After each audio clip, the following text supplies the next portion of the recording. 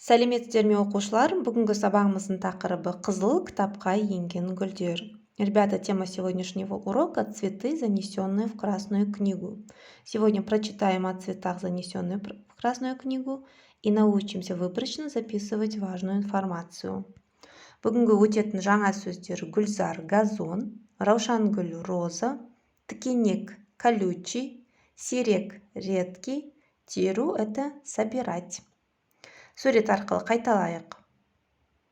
Гүлзар, раушангүл, тыкенек, теру.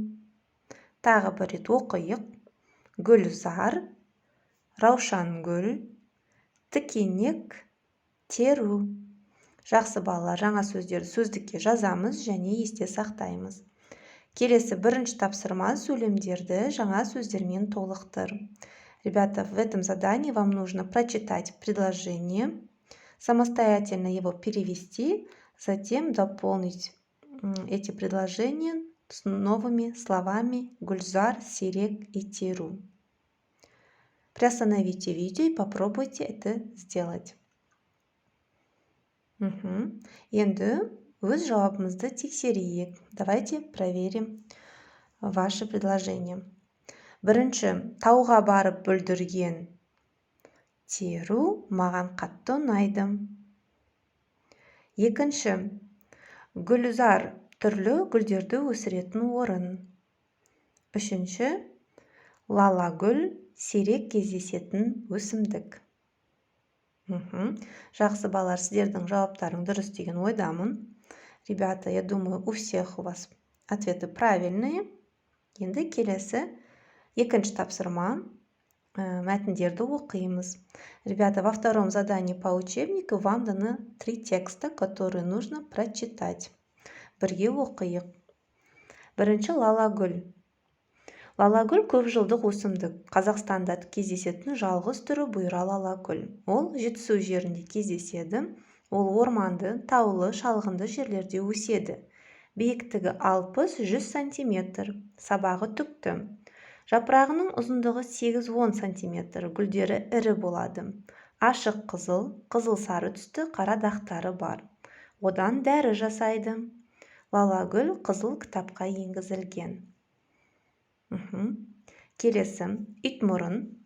Итмұрынның тамыры, жапырағы, жемісі адам денсаулығына өте шипалы. Итмұрыннан түрлі дәрумен алады.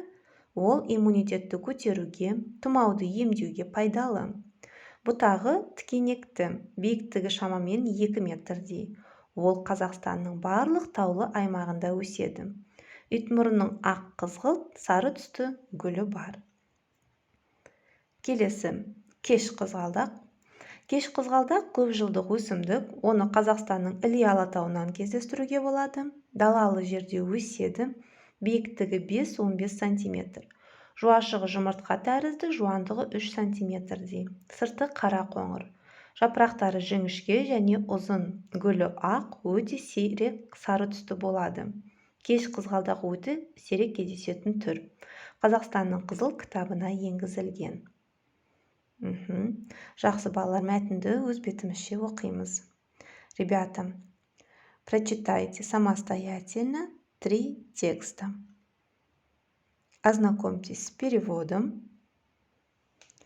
Суреттерге қараймыз. Енді келесі мына сұрақтарға ауызша жауап береміз.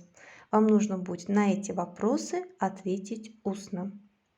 Бірінші сұрақ: лалагүл қандай жерлерде өседі? Где растут лилии?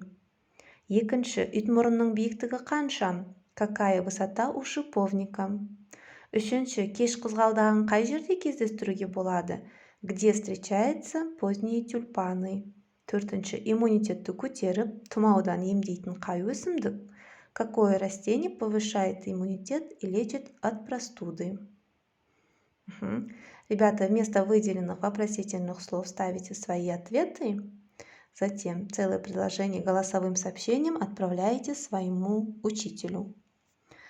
Келесі, мәтін бойынша кестені толтырамыз. Следующее задание. Нужно дополнить таблицу по прочитанным текстам и записать его в тетради. Гүл атауы Это название цветка, биіктігі, высота, гүлдің түсі, цвет цветка, ұшырасуы, встречается, таралған аймағы, место распространения, пайдасы – это польза. Вам нужно написать эти сведения про Лалагүл, Итмұрын и Кеш қызғалдағы. Жақсы, келесі үй жұмысы, 4-ші тапсырма, өзіңе ұнайтын гүл туралы мәлімет іздеп, сипаттап жаз. Домашнее задание. Вам нужно поискать информацию про любимый цветок и описать его. Свои предложения запишите в тетради. Балалар, ендігі сабағымыз аяқталды. Сау болыңыз.